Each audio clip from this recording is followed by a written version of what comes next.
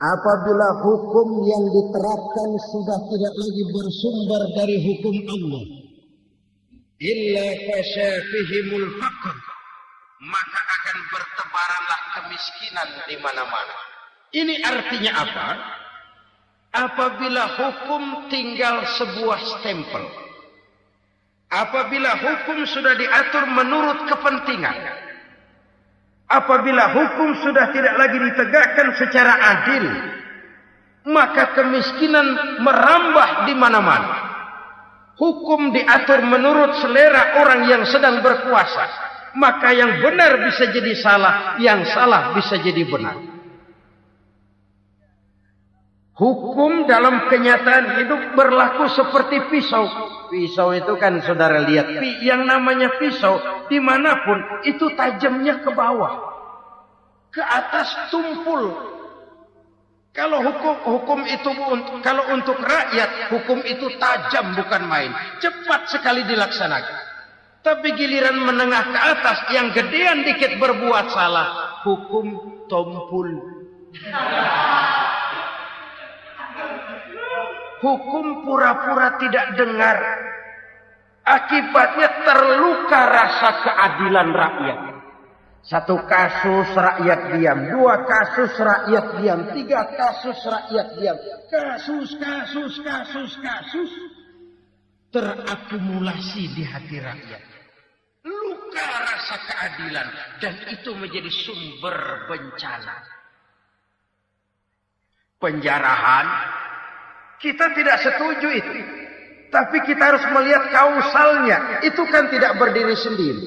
Itu kan karena terlukanya rasa keadilan rakyat. Melihat kesempatan ini tidak merata. Kalau rakyat ini yang ngajukan kredit ke bank, walaupun jumlahnya cuma jutaan, ratusan ribu, susahnya 17 setan. Tapi ada orang-orang tertentu yang agunannya palsu, jaminannya palsu. Bawa kata belece, bukan cuma miliaran, triliunan kredit bisa keluar. Terluka rasa keadilan.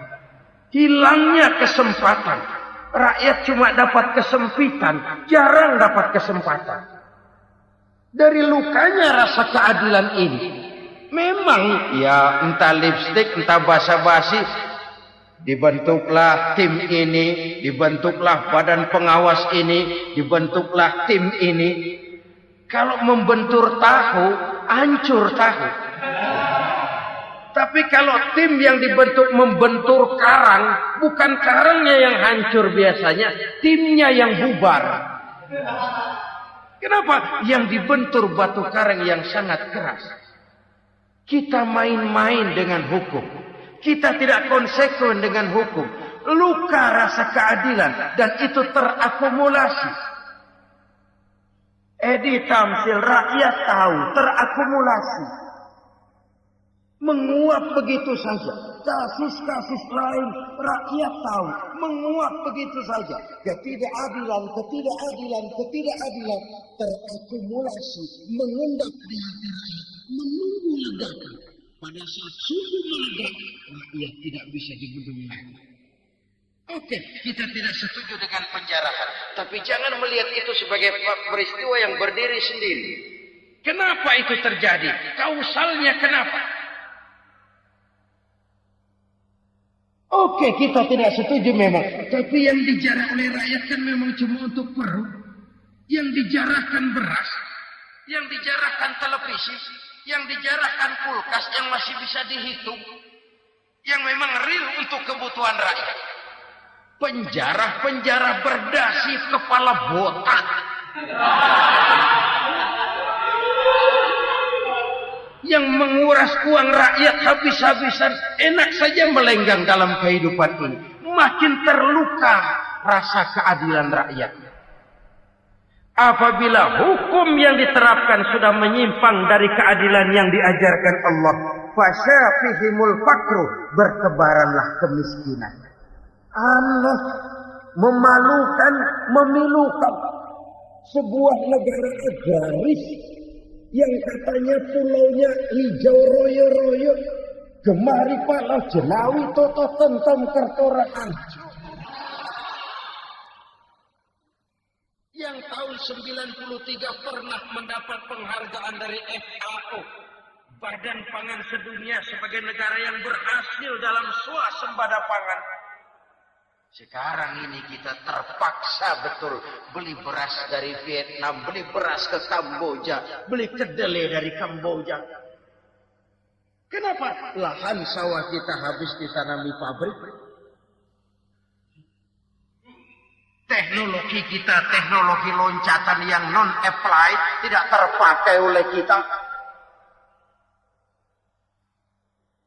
Lantas lahan yang tidak bisa kita tanami, kita paksakan. Lahan-lahan gambut menjadi tanah pertanian yang subur dengan biaya triliunan dan kita gagal. Kita cari jarum dan kapak hilang. Kita mau jadi negara industri dengan loncatan teknologi yang maju, kita lupakan pola pijak kita sebagai negara agraris. Dan akhirnya kita kecolongan. Lihatlah dewasa ini. Rakyat kita antri sembako di mana-mana. Di sebuah negara agraris. Ketidakadilan melahirkan kemiskinan. Kemiskinan moral dan kemiskinan material. Kemiskinan moral, rakyat nggak percaya lagi sama pejabat. Rakyat mengalami krisis figur. Orang ala lu ngomong dah sama ember.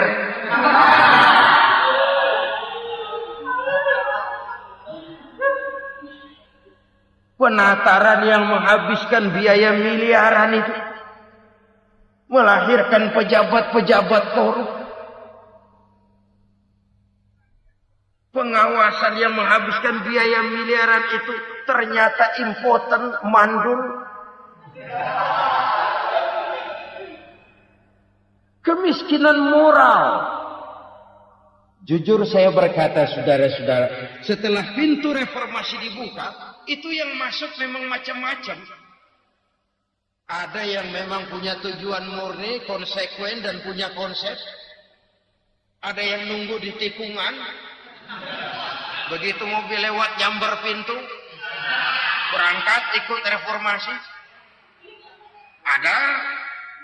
Ada yang memanfaatkan momentum mumpung untuk nyampein unek-unek, ngerti enggak, pokoknya ngomong.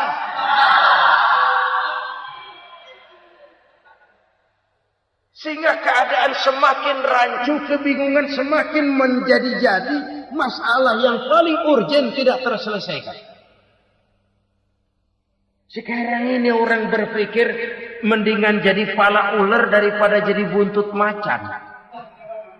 Buntut macan memang hebat macan, tapi kalau buntutnya cuma ugel-ugel di belakang buat apa? Mendingan jadi pala ular kecil juga nyaplok. Artinya, ya biar kecil juga kalau punya partai kan gagah. Lalu rame-rame bikin partai kayak bikin arisan.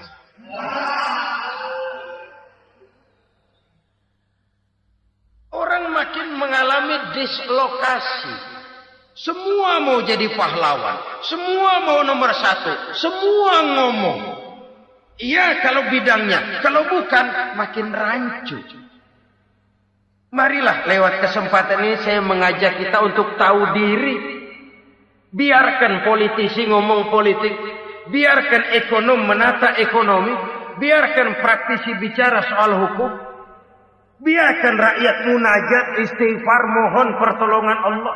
Tahu diri kita. Kalau memang ayam, kukuruyuk aja dah. Kalau memang kucing, ayo ngeong. Kalau kambing silahkan ngembek. Udah tahu ayam, ngeong bunyinya.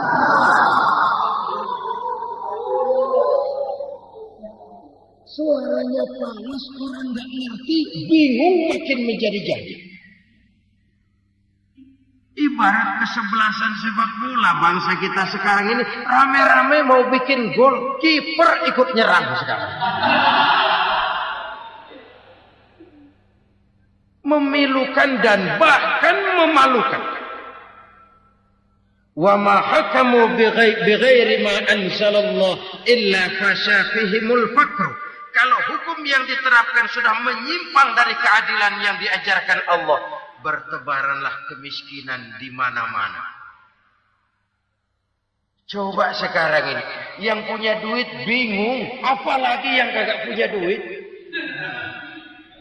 Yang pengusaha gede ngeluh, apalagi yang pengusaha pas-pasan. Yang kagak punya beras, yang punya beras saja masih bingung, apalagi yang nggak punya beras. Ini sudah demikian merata. Dulu kita kagum mendengar konglomerat kelas buadak. Kelas-kelas yang seakan-akan cuma ada dalam khayal mereka. Punya kekayaan miliaran dolar, triliunan. Sudahlah, seolah-olah nggak terjangkau sama kita. Wih, ternyata yang gede-gede itu juga gede utangnya.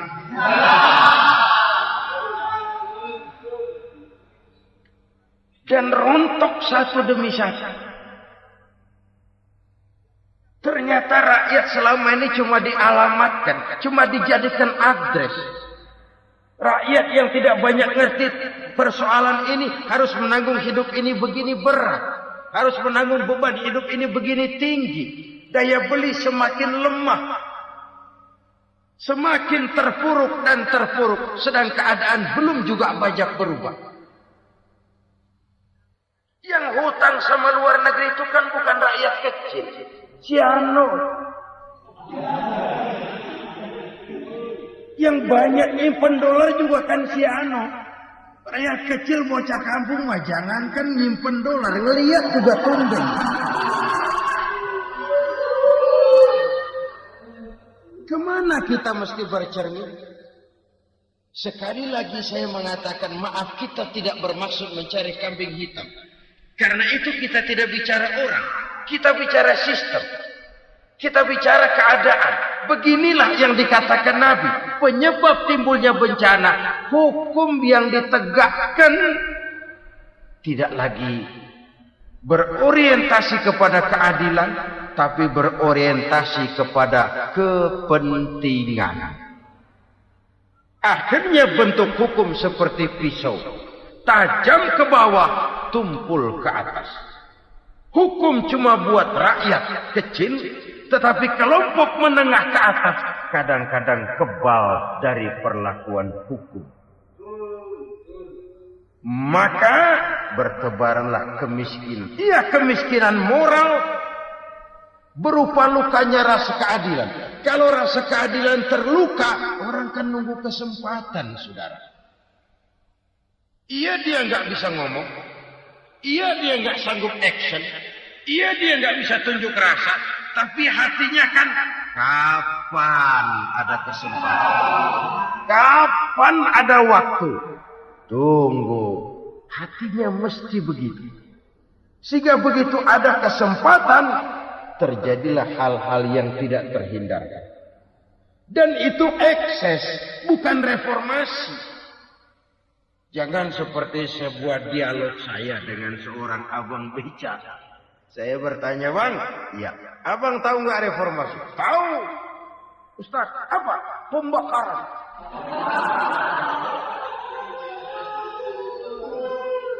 Terus penjarahan. Lalu perkosaan.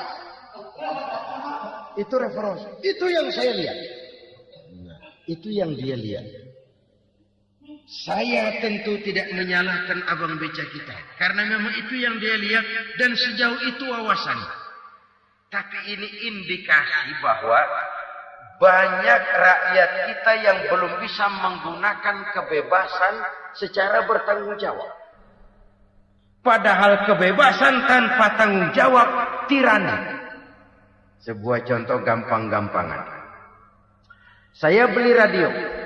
Saya setel di kamar saya. Lalu saya bilang, ini radio gue. Yang beli gue, pakai duit gue setel di kamar gue. Sekeras-kerasnya, gak ada urusan sama orang lain. Itu kata saya. Tetapi tetangga saya sebelah rumah kan boleh juga ngomong begitu. Kata tetangga membuka mata gue. Yang ngantuk gue. Gue tidur di kamar gue. Kenapa suara radio lu nyampe kemari? Artinya apa ini? Kebebasan saya nyetel radio dibatasi oleh kebebasan tetangga saya yang mau tidur. Tidak ada kebebasan mutlak. Kebebasan mutlak tanpa tanggung jawab kembali akan melahirkan tirani, kembali akan melahirkan pemaksaan kehendak. Dan itu lagi-lagi bukan demokrasi. Saudara-saudara kaum muslimin rahimakumullah. Ini penyakit yang kedua. Lukanya rasa keadilan. Terutama di kalangan rakyat kecil. Itu mengendap menjadi akumulasi. Dan menunggu giliran kapan bisa dimuntahkan.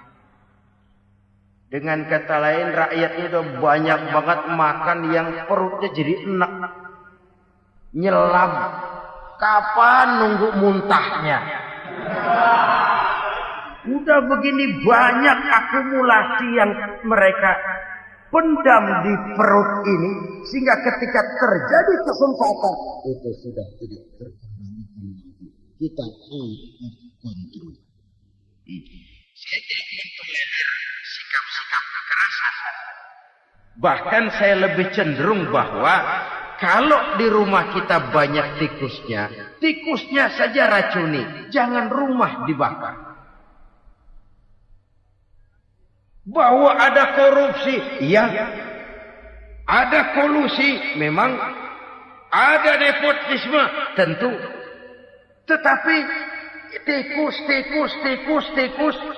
tikusnya saja racuni, jangan rumah dibakar.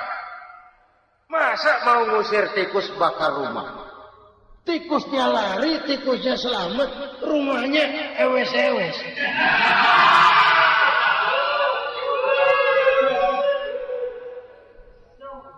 Tikus selamat, rumah nggak punya, masalah nggak terselesaikan dengan sebagaimana yang kita harap. Kita sepakat ini negara hukum. Dan di hadapan hukum semua manusia itu sama. Itu prinsip yang diajarkan Allah. Al-musawat bainan nas fi takalifil ahkam. Semua manusia sama dalam berhadapan dengan hukum Allah Subhanahu wa ta'ala. Kalau hukum sudah pandang bulu, itu jelas yang enak yang banyak bulunya. Siapa yang banyak bulunya? Monyet. Kalau hukum pandang bulu, monyet keenakan. Saudara-saudara kaum muslimin rahimakumullah, introspeksi. Mari kita bercermin bagaimana perjalanan hukum selama ini. Kalau introspeksi ini kita temukan, lalu ada upaya untuk memperbaiki diri. Jangan menggunakan tak ada gading yang tak retak, mikul duwul, mendem jero untuk menutup-nutupi kesalahan orang. Padahal kesalahan itu sedemikian besar. Padahal rakyat kita tiap hari antri sembako. Ada yang sehari sekali makan. Ada yang makan sudah bercampur tiwul. Ada yang nasi sudah dicampur pisang, balik jadi orok lagi. Macam-macam upaya rakyat untuk menangsal perut ini. Lalu rakyat ditenang-tenangkan, lebih baik puasa Senin Kemis sambil menghadapi krisis ekonomi. Kenapa rakyat yang disuruh puasa? Kenapa bukan pejabatnya yang puasa lebih dulu? Untuk kemakmuran rakyat. Kalau rakyat yang memang perutnya udah gepeng disuruh puasa, makin krempeng perutnya. Artinya pejabat harus punya sense of politics. Ya, tidak, puasa itu kan tidak cuma Senin Kemis saja puasa itu. Puasa perasaan, puasa menghargai perasaan yang sedang kondisi yang sedang dihadapi oleh rakyat. Bagaimana rakyat yang tengah antri sembako melihat pejabatnya lewat dengan mobil yang harganya sampai 1 miliar. Oh, inilah pemimpin saya. luka lagi rasa keadilan. Kita